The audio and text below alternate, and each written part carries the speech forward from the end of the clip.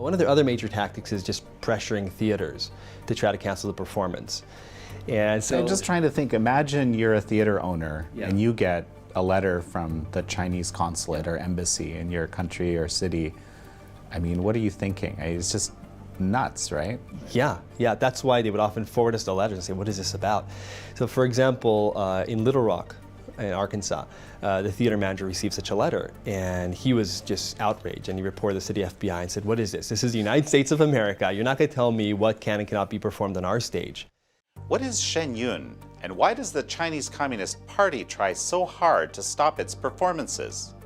How is this related to other attempts by the Chinese regime to influence American companies? And how is this all part of the Chinese Communist Party's broader effort to control the narrative about China abroad and suppress dissenting voices? This is American Thought Leaders, and I'm Jan Jekielek. In this episode, we'll sit down with Leeshai Lemish, who has been an emcee with Shen Yun Performing Arts since its inception in late 2006. Leeshai Lemish, really wonderful to have you on American Thought Leaders. Thank you for having me. So Leeshai, Shen Yun, over 1 million people, I think, have seen the show in 2019 globally, millions of Americans. I think there isn't anyone online that hasn't seen a Shen Yun ad. I mean, they seem to come up often. Mm-hmm. Yeah, beautiful colors, beautiful traditional dance. And at the same time, the Chinese Communist Party is seeking to suppress or perhaps even destroy this whole Shen Yun phenomenon. What's going on? So it's a little odd. You have a performance of traditional Chinese culture that Beijing and the Chinese Communist Party wants to stop. And it's a performing arts company that's based in New York. So here is a revival of traditional Chinese culture happening outside of China. And like you said, we performed in front of 1 million people last year. We've been performing for 13 years. And we perform all over the world, but not China. Right. So it's a celebration of Chinese culture that cannot be seen in China. It's really interesting because, the other side of China, Taiwan, right, is free democratic society, and I've seen video of the Shen Yun fans kind of running after the performers, huge presence there. So obviously Chinese are very interested and would like to see it. Well, I love performing in Taiwan because Taiwan has really preserved a lot more of the traditional Chinese culture. Even the script that they use in Taiwan is a traditional script. You can pick up books from a couple thousand years ago and read them, the same characters that they use in Taiwan today, whereas in China they've simplified it. So I actually studied Chinese in Taiwan. And when we perform in Taiwan, usually it's like 6 weeks or something, we have just shows every single day, double shows sometimes. And a lot of the audience members are actually from China. So those who are in China who can afford to, they've heard about Shen Yun, they can't wait to see it. We get emails on our website all the time from people in China saying, when are you coming to China? We can't wait to see you here in the mainland. But they can't right now, so they fly to Taiwan, they see us there. Give me a sense of, what is Shen Yun all about? Where did it come from? Why is it in New York of all places? Shen Yun is a performing arts company that is basically focused on reviving traditional Chinese culture. That's the mission, to revive 5,000 years of Chinese civilization. Okay. And the performance is classical Chinese dance is the main art form. So this is an art form that's like the Chinese equivalent of ballet. So ballet has a history of several hundred years, it's performed in the palaces of Louis XIV and so on in Europe and was systematized. Classical Chinese dance is very similar, but has a history of 5,000 years or even longer. And one dynasty after another was passed down.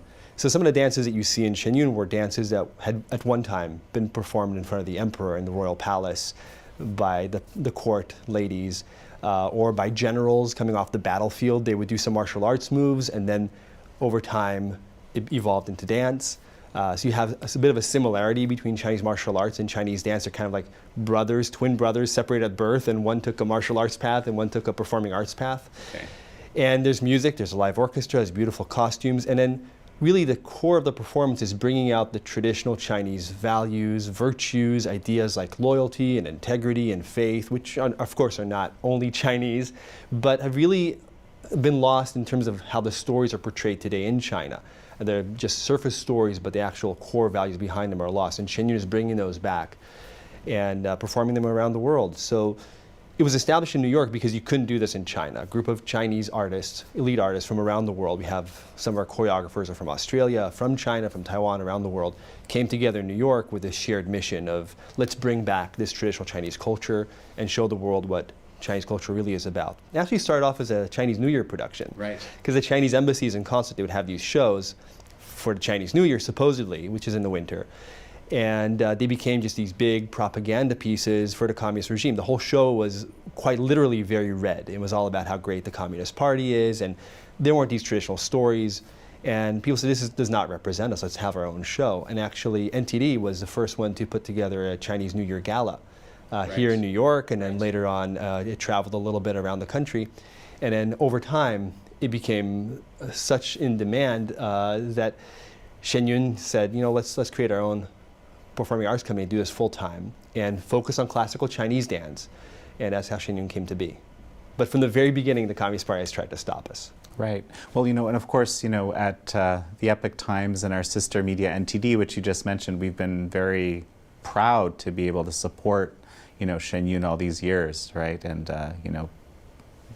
be at the performance, report on the performances and so forth. Yeah, it's been great because we see the journalists sometimes in the lobby after a performance and they're talking to audience members, and you get to see how people are really moved by the performance, because I think the underlying message of the performance is that there's hope.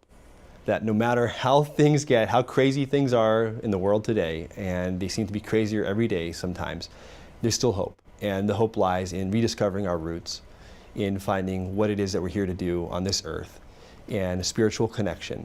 And people are touched by it, and they don't expect it. And beyond that, the performance is so positive.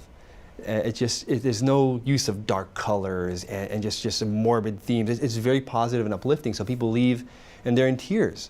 And NTD and Epoch Times have been reporting on it. We see these audience members, they could be congressmen, they could be VIPs of various walks of life, and they're just unabashedly emotional talking about the performance. And that's been really inspiring because everybody works really, really hard. We have a new performance every year, which is almost unheard of in the performing arts world. We just come back from 5-6 months on tour, and we have a little break, and we get ready for the next tour. And the dancers especially work extremely, extremely hard. And it's a very athletic dance form. So they're flipping and they're landing and they're just going in and out of different costumes. But then we do see the audience feedback. You mentioned this spiritual dimension, and a number of the performers practice the Falun Gong spiritual discipline. There's a connection where some of our founders were Falun Gong practitioners 20 years ago. Mm-hmm. How does the spiritual dimension fit into the show? Traditional Chinese culture is said to be divinely inspired. The idea is that this culture, this civilization, actually was brought down by heavenly beings and imparted to humankind. And over time, it was constantly enriched by this kind of semi-divine cultures. You have the idea of immortals walking around men and giving them everything from calligraphy and the written script to agriculture and medicine and even food and things like that. And we see that in the stories that are shown. Stories. That's one of the things I really love about Shen Yun, is these learning these true versions of the legends and the myths and the traditions. Yeah, absolutely. And then that theme of spirituality is woven through the entire performance, just like it was really through 5,000 years of civilization, at least until the previous century. And so, for example, you take a story like Journey to the West, the Monkey King and his fellow disciples, Pigsy the flying pig, and Sandy, and then the monk. This is based on a true story of a Tang Dynasty monk who walked from China to what is today known as India to bring back Buddhist scriptures to China and translate them. And there's this novel about his disciples / bodyguards who protect him. They have supernormal abilities, and they're doing all these things. They're fighting demons and goblins and foxes disguised as women and all these different things. And basically, you can take it as just a story. And I think a lot of the performances and TV shows, cartoons out of China, just about the Monkey King and his antics. But really, it's a metaphor for a spiritual path, because they go through different tribulations. There's tribulations involving fame and desires and perseverance. And one pass at a time, they have to make it all the way to the end where they reach their spiritual perfection. And so these stories, and it's the same for the other classic novels and other heroes that are portrayed on stage, they really have an underlying spiritual theme, and that is a big part of what we do as Shenyun, is bring that out. You yourself are an MC for the show, and there's this kind of unique element actually to the show, which I think is a lot of people that have seen the show, you know, I've gone a number of times, I've taken friends and so forth, and they really love this, what you actually do. Okay, it's good to hear. Which is kind of help people understand, right? Yeah. So we just go on stage very briefly between the pieces. So the performance is not one narrative theme. You do have this underlying theme of reviving civilization and the spiritual elements of it, but it really is about 20 little vignettes. You might be traveling from the heavens to an imperial palace, and you're on a battlefield, and you're in a specific region of China, different stories and different legends. And a big part of what we do as MCs is we introduce the piece. So no matter how much or how little you know about Chinese culture, you can understand and follow the story. So we've had anybody from people who've never been to China, never read a Chinese novel, they can really follow all the stories because the art form, dance, really does most of the storytelling. We just tell you what dynasty it is and what the background is. You can just jump right in. It's really about 5 minutes or so for a story, so you have to get a lot in, and if you spend the time trying to figure it out, it's a little difficult. So we just go on, say a few sentences, and get out of the way. And you know, one of the things that I've heard you say in the show, I think perhaps even last year, I think you were the MC in the show that I saw,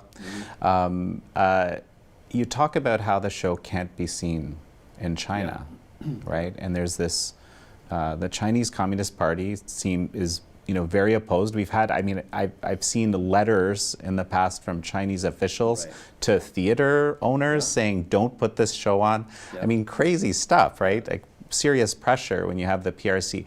Where does this come from? Yeah, well, it comes directly from top leaders in the Chinese Communist Party, perhaps even leaders of the previous regime who were so adamant about banning Falun Gong and stopping anything that Falun Gong practitioners do.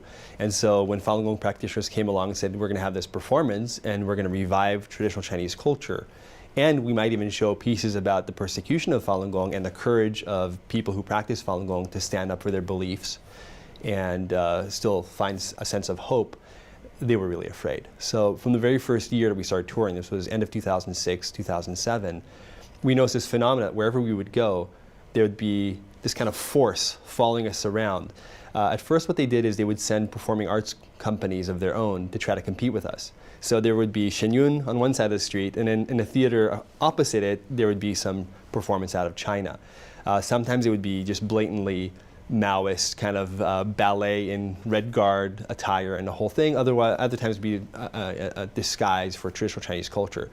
And I remember sometimes we'd show up somewhere and people would say, oh, we already saw your performance. We said, that's impossible. We just arrived in Netherlands today. What are you talking about? No, last week, totally saw it. And then we look it up, and they're basically trying to fight for the audience members. But that didn't work out so well for them, especially maybe in the beginning. People didn't know what Shen Yun was. It was our first year on tour, so people are a little confused. Over time, our brand is pretty strong now. People know what to expect, and they had a really hard time selling tickets. They would give away tickets and put people there. And they sent out like 60 companies the first year to try to do this. And in The Hague, at one point in Europe, we actually had to reschedule our performance. And they moved their performance to the new date as well, like I said, across the street. So that was something they did early on. One of their other major tactics is just pressuring theaters to try to cancel the performance. And so I'm just trying to think, imagine you're a theater owner and you get a letter from the Chinese consulate or embassy in your country or city. I mean, what are you thinking? It's just nuts, right? Yeah, that's why they would often forward us the letters and say, what is this about? So for example, in Little Rock, in Arkansas, the theater manager received such a letter, and he was just outraged, and he reported this to the FBI and said, what is this? This is the United States of America. You're not going to tell me what can and cannot be performed on our stage. And really, this has very little traction in the US, but I think pretty much every theater we've gone to, the theater manager, the directors, they've gotten letters. Sometimes we go to the theater and they'll tell us in person. Other times we get there, especially early on, before people really knew us. Now we go to the same theaters every year. They all know us. And also the theater heads, the directors, they talk to each other. They all know what the deal is. But early on, we'd show up to the theater and there's kind of a bit of a cold reception and we don't know what's going on. And then they see the show and they get to know us after a couple of days. They tell us, initially this was my impression because we got the visit from the Chinese consulate and they were saying you guys are nuts and you guys are some kind of cult and we should be afraid of you and not let you perform and this is going to be bad. And often they'll get threats that if you allow Shen Yun to perform, then we will not allow you to have any companies from China perform at your theater. You will personally not get a visa. So for example, in Berlin, we were going to perform in Berlin a couple years ago, and the theater manager there received a visit from the embassy, and they told him exactly this: if you allow Shen Yun to perform, you will not have any Chinese companies perform at your theater, and you will also not get a visa. But this guy was from East Germany. He knew to deal with communism. He actually experienced some persecution himself, and so he just kicked them out and said, you know what, we're not listening to you. This is Germany, or this happens all across the world. So in the United States, people tend to just respond and get out of here. This is the U.S. But in some places, Eastern Europe especially, former Soviet bloc countries, Moldova, Romania, Ukraine, certainly Russia, these kinds of places, as well as some places in East Asia that are close to China, where they feel like they're a little fish in a big pond and China's a big shark.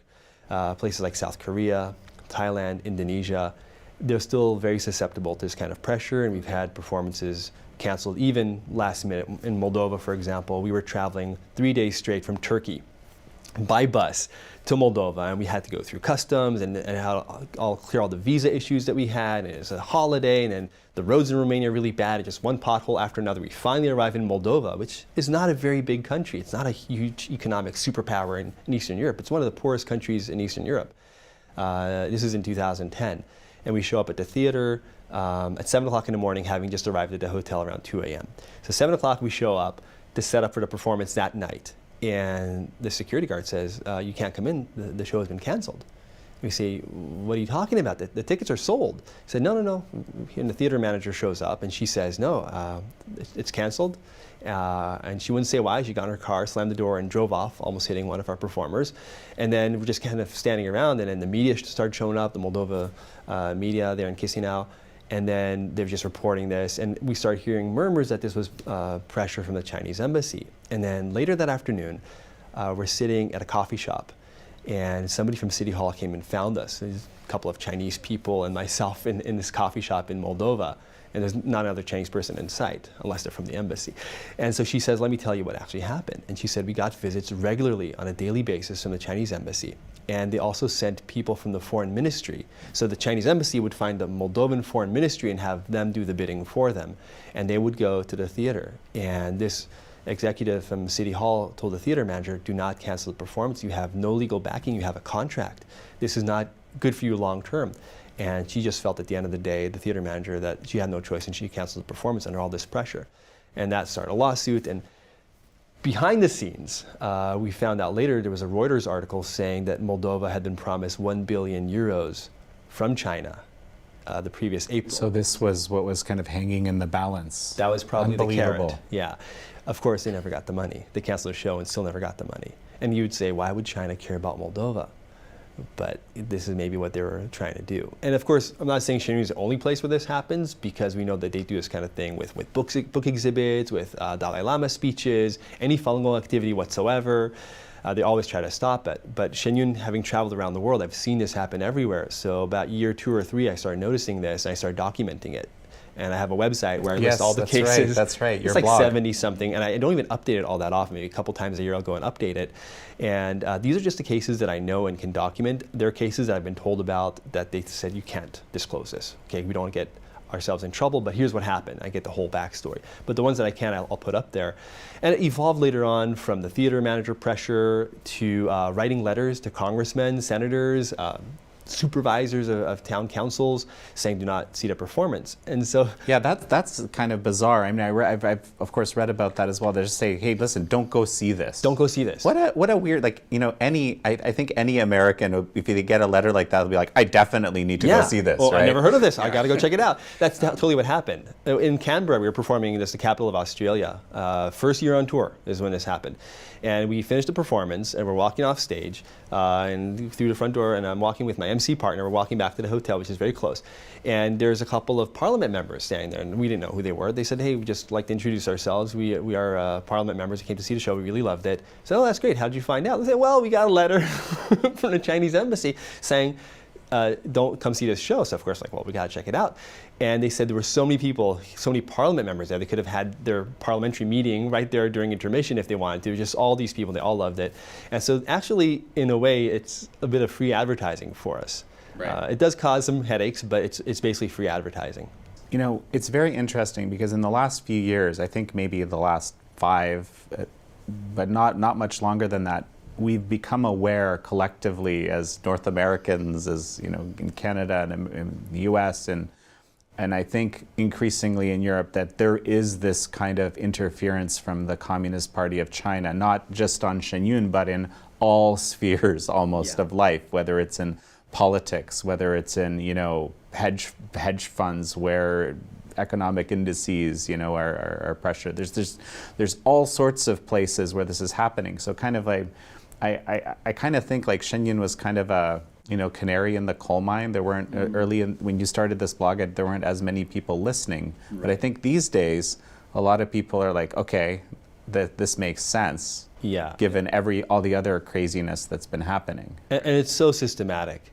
The thing is, you have to really be very discerning. And if people are, like you're saying, are more and more aware of it, then maybe they're more skeptical and they more critically look at these phenomena and say, okay, what's actually behind it? So for example, a few years ago, 2017, they ran an ad, which was actually in the form of an article written by the China Daily. So China Daily is the mouthpiece of the Chinese Communist Party. Yes, but they have inserts in English in major U.S. So this media. is what this was. They had an insert, and it said something like, the title was just straight out of the Chinese embassy's website or something like, Shen Yun is a blasphemy to performing arts or something like that. And it was published in the Washington Post, in the Wall Street Journal, the London Telegraph, anywhere from Melbourne, Australia to Nashville, Tennessee, all over the place, same time.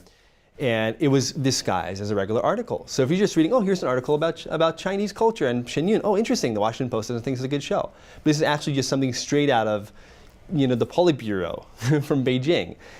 So you really have to be, but if you're looking carefully and you're really well educated and attuned to this, you'll see right away, okay, I see the terms that they're using, I see the format, oh, it says paid ad at the very bottom and upside down fine print. Yeah, exactly, you can't barely see it. And there's stuff we can't really prove as well. We don't really know the extent of all of this, but we know that we're being followed. We know that our emails have been hacked. We know that our website was hacked from China, and this was reported to the FBI and the US government at the very first week of ticket sales, and was shut down. And we have all of this as evidence, but there's stuff that we can't really prove. Like, for example, when you go on Google, where are all these thousands of positive reviews about Shen Yun? At the very top, you have a few negative articles. Very few have been negative, but they put them right there at the top.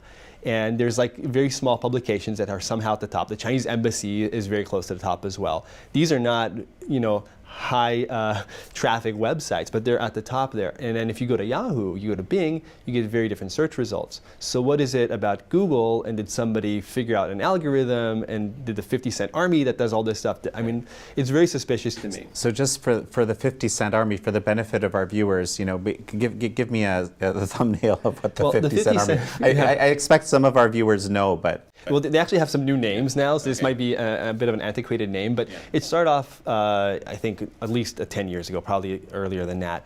And these were people posting comments on articles that the Chinese Communist Party did not like. They were basically repeating the party line. Paid trolls, basically. And then it came, the 50 cents is reportedly how much they were paid. This is 50 cents Chinese, so it's, a few cents in US dollars.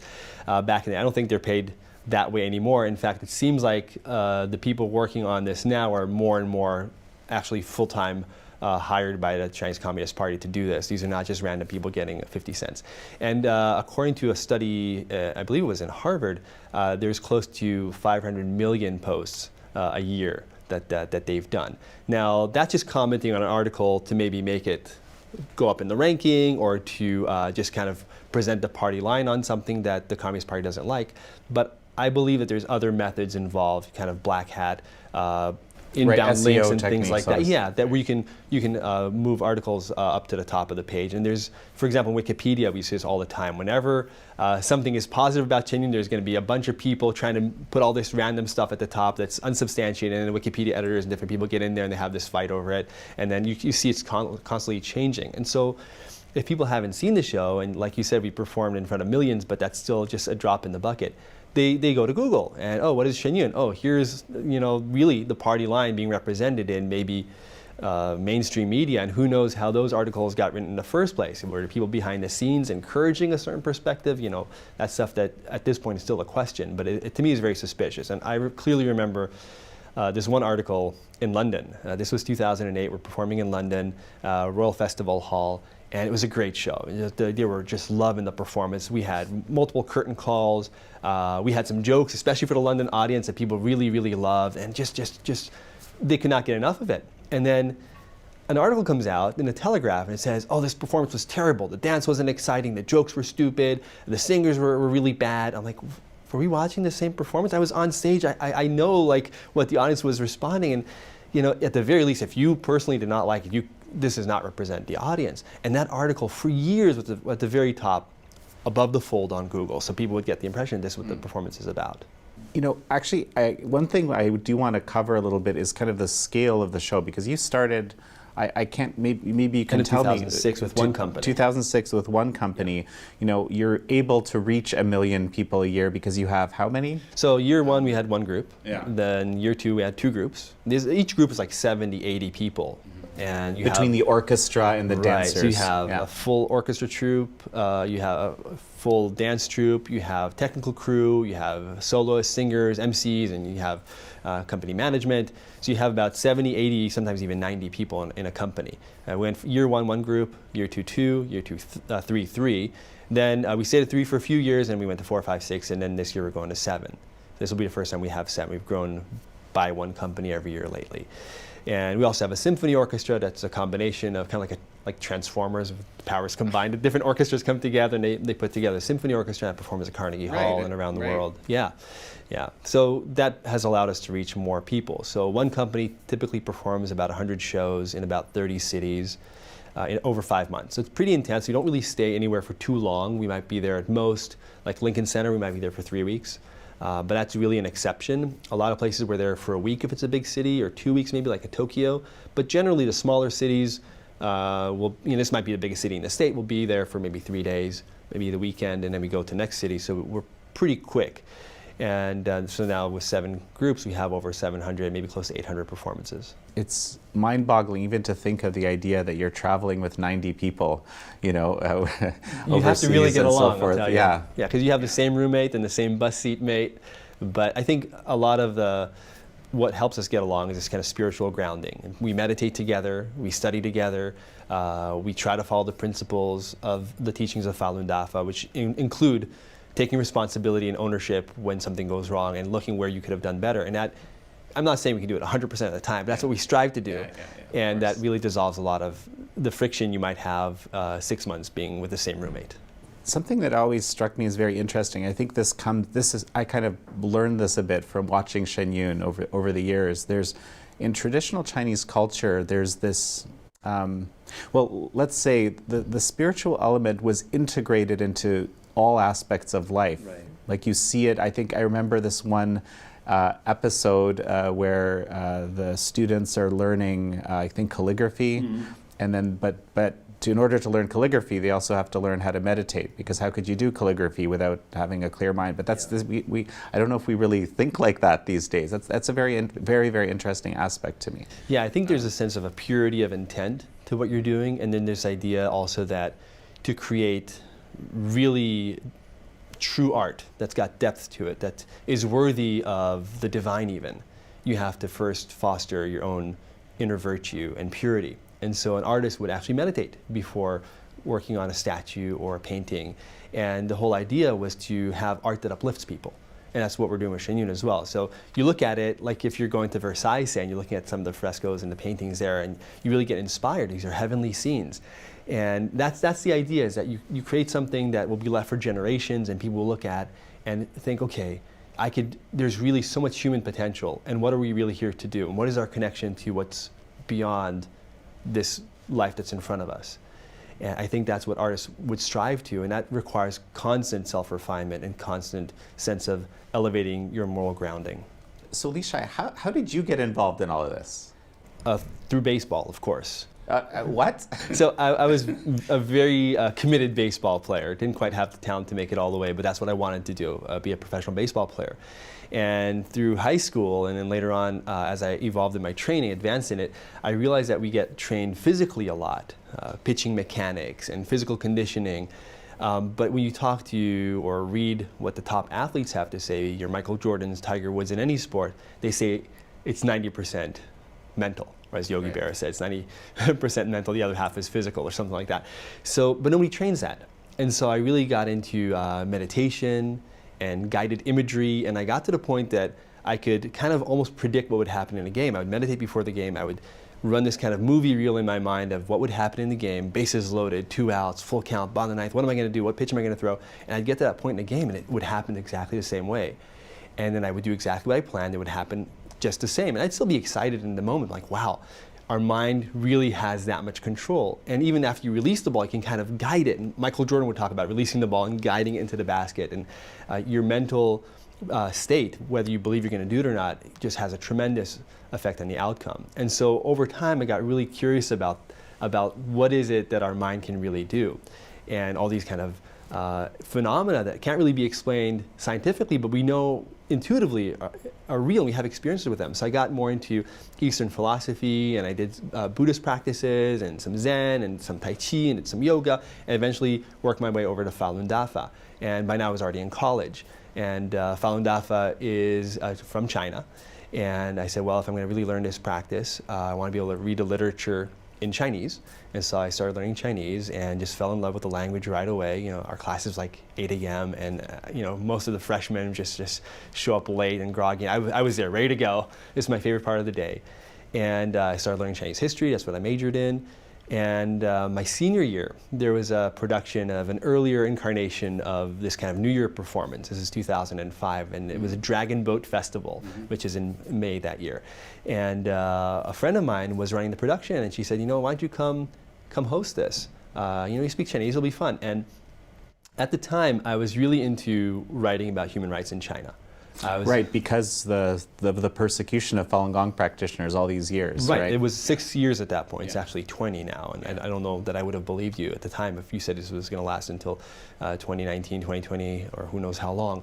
But at the time, we were talking about something that was similar to genocide, crimes against humanity, people being thrown to labor camps and tortured and killed for their beliefs, and later we discovered harvested for their organs, and Right. just we don't know what the numbers are, but we're talking mass scale, Right. and with the intent of eliminating a particular group. Right. So it has a lot of those characteristics. And so of course, this is part of why Shen Yun is targeted as well, right? I mean, I'm really glad that you talked about this a little bit.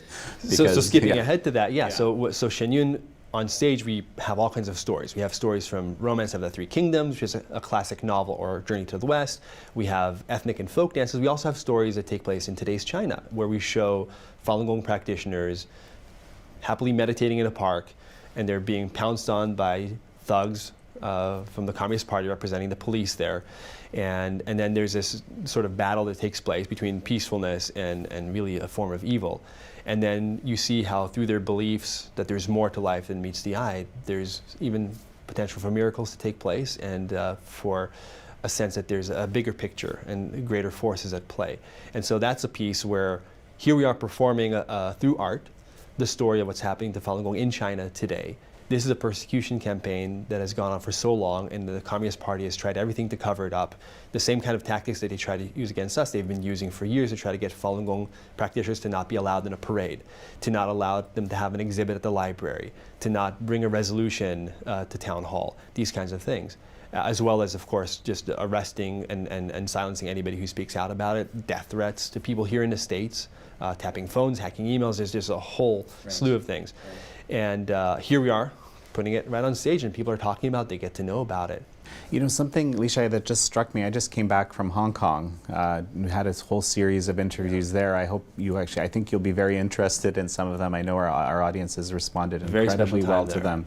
Well, no, and some of these scenes that I've seen that you're describing reminded me a little bit, of what I was seeing when I was, amidst, as the media guy with my yellow vest and everything, basically seeing how this police interaction with the protesters there, right? You can be out peacefully protesting in the subway, like in Prince Edward Station, whatever, and police can come. And now we're seeing some evidence that these police here have been actually trained to some extent in mainland China and so forth, and just indiscriminately attack people. It just reminded me of one of the mainland China directly. Right, exactly.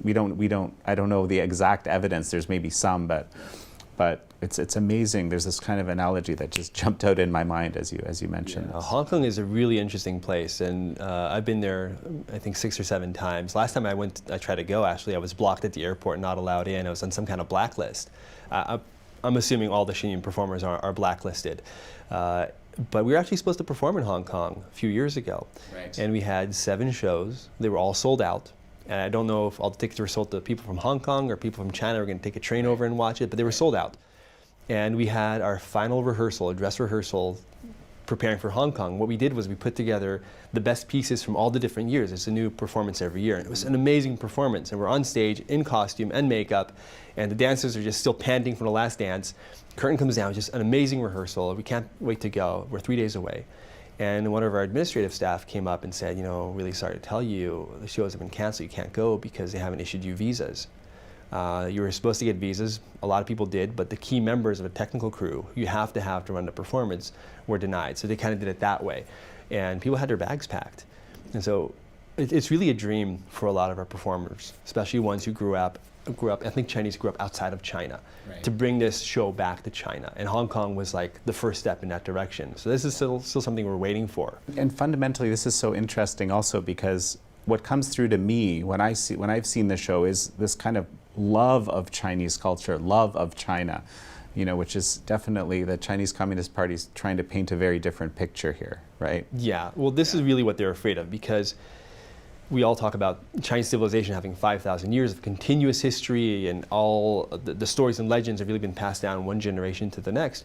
So when the Communist Party came over earlier last century, the first thing they had to do in order to bring in this import, which was Marxism, atheism, and communism from the Soviet, was remove what was there before. Because if you have a population that has very strong core values of integrity, and even a lot of the stories are about people in China in the past being willing to sacrifice their life and not go back on their word and not betray somebody, and that was really just a standard got shivers practice. up my spine as you say that. And being accountable to your ancestors, for example, to your parents who brought you up, to the emperor, all these different ideas of loyalty.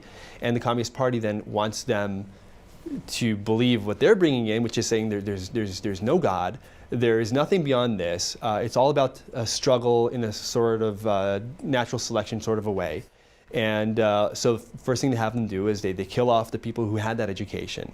They kill off the intellectuals, the people who have appreciation of history and literature. And then they have, like the Cultural Revolution later on, they have children struggle, fight against their parents and against their teachers, breaking all of the previous ideals of respect, and really destroying the culture, not just the artifacts, smashing Confucian statues and temples and burning books and paintings, but also the spirit of it. Right. So that now you have 3, 4, 5 generations who grew up under this, and they don't really even know what the traditional culture was actually about. And so even when they learn history in school, they learn just kind of very, very broadly. A lot of the heroes from the past are now portrayed as villains. So you can imagine, like, if you're going to school in another country or here in the States, and George Washington and all our founding fathers are portrayed very, very negatively. And maybe there's some trends in that direction too in some of the school systems. But in traditional Chinese culture, you really learn from the past. You learn from the ancestors, you learn from the heroes and the values that they left behind. And I think a lot of people now, if you have a story, for example, about UFA, famous general from the Song dynasty, you learn about how amazing his martial arts skills were. But you don't learn about the spirit behind what he was doing, which was a sense of loyalty for the dynasty and self-sacrifice. Amazing, actually. And speaking of self-sacrifice, actually, I was thinking about how, as you were talking just now, how the NBA, for example, recently capitulated kind of instantly to Chinese Communist Party pressure, right, for the market. And I was thinking how obviously Shen Yun, it would be an impossibility for Shen Yun to do such a thing, as there's this dream to actually bring this true Chinese culture back to China. It's like this thread of freedom, this uncompromising freedom. I don't know. It's very, very interesting. Yeah, if you look at, it's easy for me as American-born Western to not be so affected by the pressure, but we have performers who have family members in China still. We had an erhu soloist, it's a musical soloist whose husband was jailed in China while she was performing with Shen Yun. My first MC partner, she was from Beijing, and her parents were still in Beijing, and she told me that her parents would sometimes get visits on a weekend, kind of weekly basis, every weekend, from the National Security Bureau. These are top people in the Chinese security apparatus, and they would say, you know, we know what your daughter is doing. She's performing with Shen Yun. We don't like it. Find a way to get her to stop her, bring her back here, or you all are going to get in trouble. Unbelievable. Or believable, but unbelievable. Yeah, and it goes all the way to performers being blacklisted, and they can't go back and visit their family members, and people get married and get old and pass away, and they can't see any of this. And you know, it goes down all the way to very physical threats, slashing our tires. This is something we haven't gone into, but there was a period when they would try to attack our vehicles. So we now have 24-hour security and surveillance of our vehicles, but there was one time when during a pre-trip inspection, our bus driver discovered a slash on the front tire of the bus. And it wasn't deflated, it was cut in such a way, he took this to the garage and they said, well, this is really interesting the way it was cut, because it was cut in such a way that when the tire inflates at high speed on a highway, it would blow up and you might lose control of the vehicle because of the way the tire was in the front. And the very next day we were on alert, so we started checking all our vehicles, and I discovered on our truck a similar cut. And then that night, as we're driving from Memphis to Little Rock, our bus had a flat tire. And this went on, and later they stopped tweaking with the tires. They started trying to do something with the fuel tanks, and they were putting corrosive material in vehicles and trying to do all these different things. There was even a police chase in Dallas where the guy abandoned his pickup truck and ran away. And obviously it's not going to be the Chinese ambassador doing these things. So we can't say, okay, this random person who was caught doing this is related. I think there are people definitely investigating that, but it's just sometimes a very physical threat, but it hasn't stopped anybody. Like we talked about, shenyun's just growing and growing, and we feel like it's a losing battle. And when stuff happens like with the NBA, to us it's really old news, but we're happy to see that more people are aware of it, because we've been aware of this from day one. This kind of thing's been happening behind the scenes, and there's a lot more that we don't even know about. And most of the time, the vast majority of the time, especially here in the US, we find the theater managers, congressmen, whoever, they stand up for what we believe in, which is, part of it is, yeah, we will decide what is performed on stage or not, and not somebody in Beijing. But you know, there are some exceptions of people who capitulate to the pressure, and they'll take down their advertising, they'll take away their sponsorship, they won't go see the show, they'll cancel a contract. Very seldom in the US, but still every once in a while, more in some of these more corrupt countries. Okay, Leeshai, so bottom line, someone might be interested in seeing Shen Yun. What are they going to see, and where can they see it? Oh, they can see it everywhere. They can go to shenyun.com and find a city. We're, like I said, in about 200 cities around the world. But what they can expect to see is a celebration of traditional Chinese culture and stories and beautiful costumes and dance and captivating music. But I think they'll be surprised how it resonates in a deep place, in a way that they maybe were not expecting. A lot of people, I think, expect to see an interesting performance, a riveting or entertaining performance. They're not necessarily expecting to be moved, but I think that's what people often experience, and they come out uplifted. Leeshai Lemish, such a pleasure to speak with you here. Thank you very much.